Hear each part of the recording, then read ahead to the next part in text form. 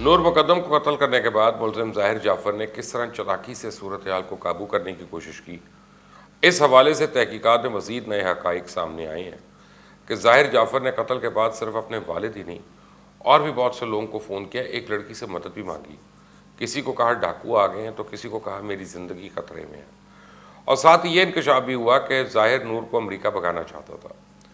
اس حوالے سے تفصیلات تو میں آگے چل کے آپ کو بتاتا ہوں، لیکن فی الحال ملزم ظاہر جعفر کو فورینسک سائنس ایجنسی پہنچا دیا گیا، جہاں اس کا پولی گراف ٹیسٹ لیا جائے گا۔ پولی گراف ٹیسٹ سے سچ اور جھوٹ کا تعین کیا جائے گا، اور اس میں ظاہر جعفر سے نور مقدم کے قتل سے متعلق سوالات کیے جائیں گے جو سی سی ٹی وی فوٹیج حاصل کی گئی ہے۔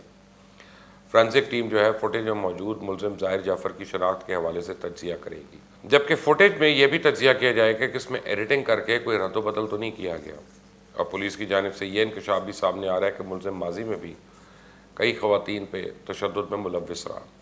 اہم پیش رفت یہ ہے کہ ظاہر جعفر نے نور مقدم کو قتل کرنے کے بعد فوراً اپنے والد کو 7:29 پر 46 سیکنڈ دورانیے کی پہلی کال کی۔ والد سے بات کرنے کے بعد ملزم نے اپنے والد کے دوست کو 7:30 پہ کال کی۔ ملزم کی والد کے دوست کو کی گئی کال 5 منٹ اور 46 سیکنڈ جاری رہی، جبکہ ظاہر کے والد نے اپنے دوست سے کہا کہ ظاہر نے کچھ گڑبڑ کر دی ہے، آپ پلیز ظاہر کے پاس گھر پہنچ جائیں۔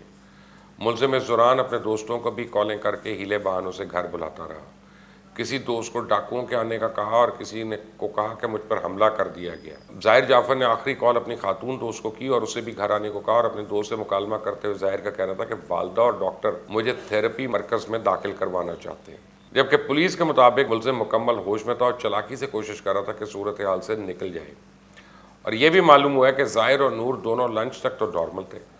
پولیس کو کمرے سے 2 سٹیکس بھی مل گئے ہیں، گویا دونوں نے لنچ منگوایا بھی کیا بھی، اور اس کے درمیان جھگڑا لنچ کے بعد ہوا۔ یہ چیز ثابت بھی کرتی ہے ظاہر مکمل طور پر نارمل تھا، اگر یہ نفسیاتی مریض ہوتا یا نشے میں ہوتا تو نوبت لنچ تک بھی نہ آتی۔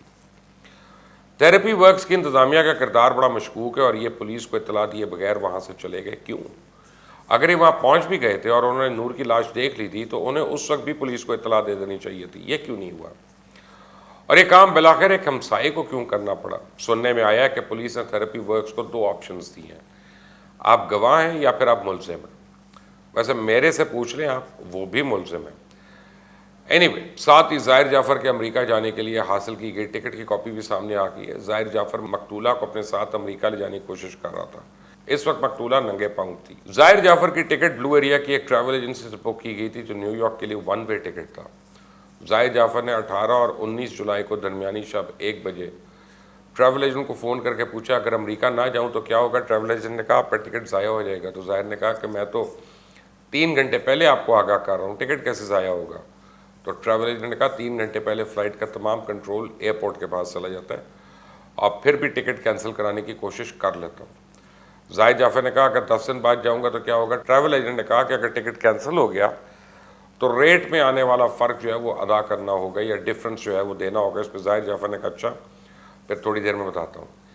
18 اور 19 جولائی کی درمیانی رات ٹریول ایجنٹ اور ملزم کے درمیان 5 مرتبہ ٹیلی فونک رابطہ ہوا، اور پھر ایس ایم ایس سے ملزم ظاہر نے ٹریول ایجنٹ سے کہا کہ امریکہ جاؤں گا۔ رات 3:58 پر ملزم نے ٹریول ایجنٹ کو پھر کال کی جو ریسیو نہیں ہوئی۔ ملزم ظاہر جعفر کی فلائٹ 19 جولائی کی صبح 3:50 پہ نیو یارک روانہ ہونی تھی، اور اس نے 18 جولائی کو دن 12:49 پہ ایئرپورٹ جانے کے لیے 2000 روپے میں ٹیکسی بھی بک کرائی۔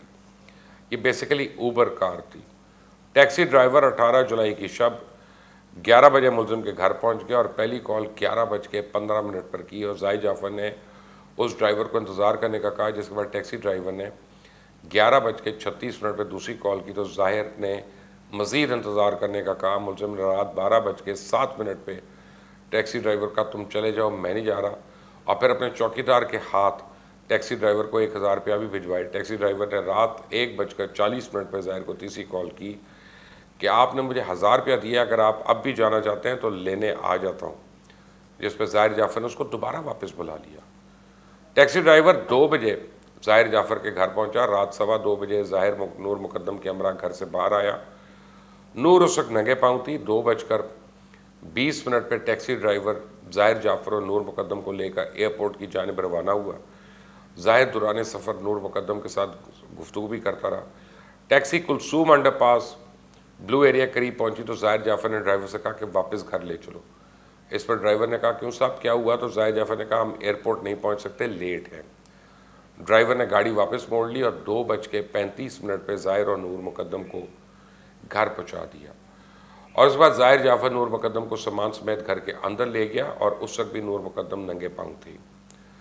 پہلے جو انکشاف ہوا تھا کہ نور مقدم نے اپنے ڈرائیور کو فون کر کے 3 لاکھ روپے منگوائے اور ڈرائیور یہ رقم خانسامہ کو دے کر آیا تھا. اس نقطے پہ تفتیش ہوئی تو معلوم ہوا کہ ظاہر کے والدین اسے پیسے نہیں دے رہے تھے، انہوں نے اس کو پیسے بند کیے ہوئے تھے.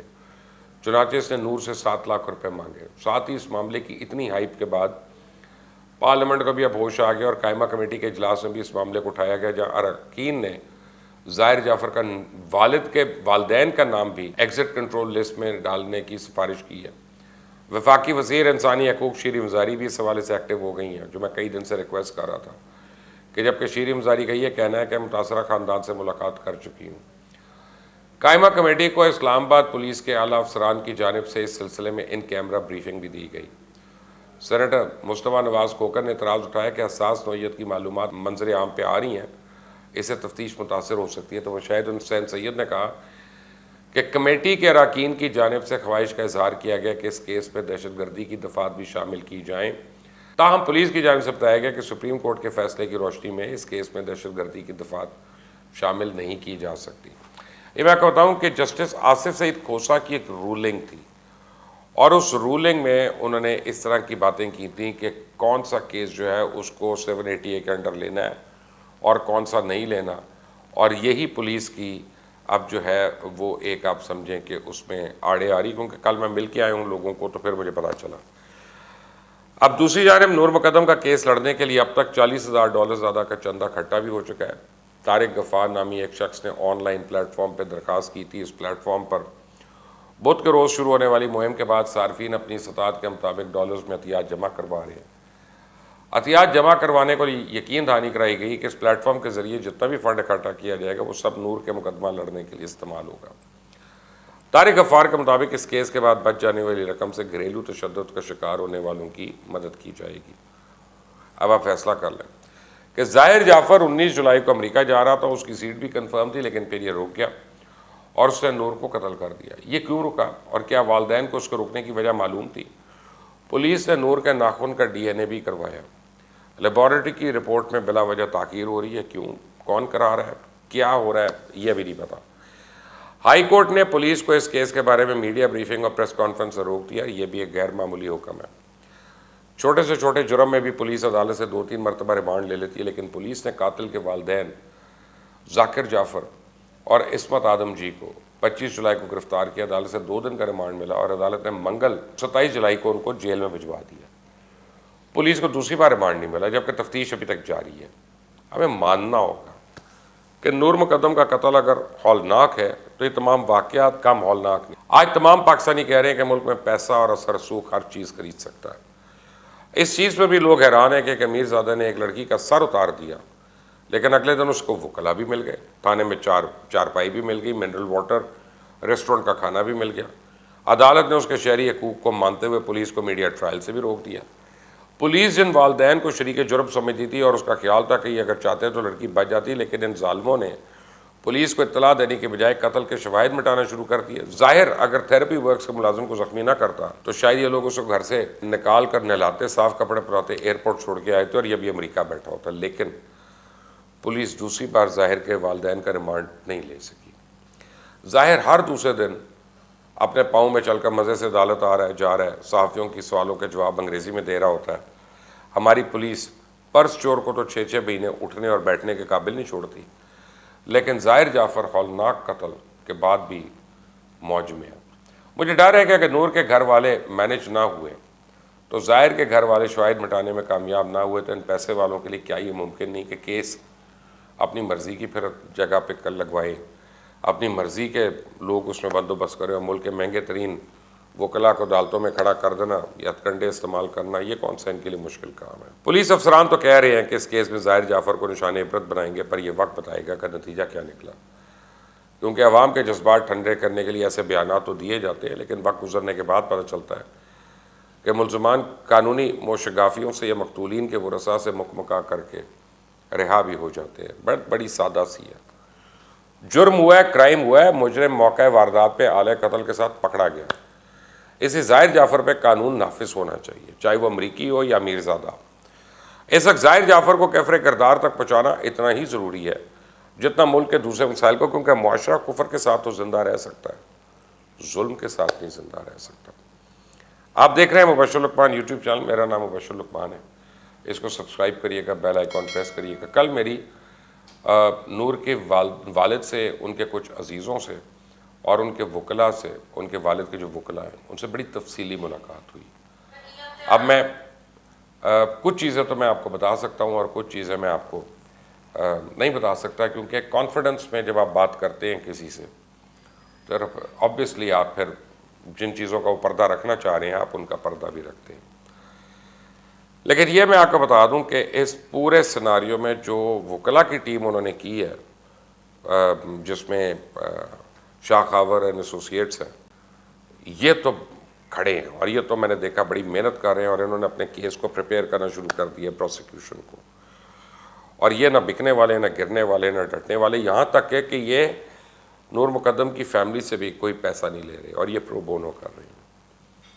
اور انہوں نے مجھے کہا کہ نہ ابھی لے رہے ہیں، نہ ہمارا ارادہ ہے لینے کا۔ نور مقدم کے والد سے جب میری ملاقات ہوئی تو پہلے تو میرا، اب آپ کو میں بتاؤں کہ ایز اے پیرنٹ میرے لیے بڑا مشکل تھا، میں ان کو کیا کہتا، کہ افسوس ہوا، اللہ کی مرضی، جنت کا مقام ہے، میں نہیں کہہ سکا۔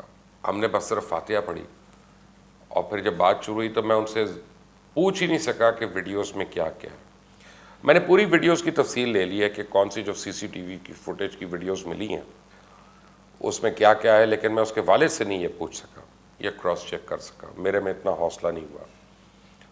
اور جو ہے وہ میں دیکھ رہا تھا کہ ان کا جو مائنڈ تھا وہ آپ سمجھیں کہ بڑا حوصلہ کر کے وہ بیٹھے ہوئے تھے، بہت ہی حوصلہ کر کے وہ بیٹھے ہوئے تھے، اور وہ بات سن رہے تھے اور بات کر رہے تھے۔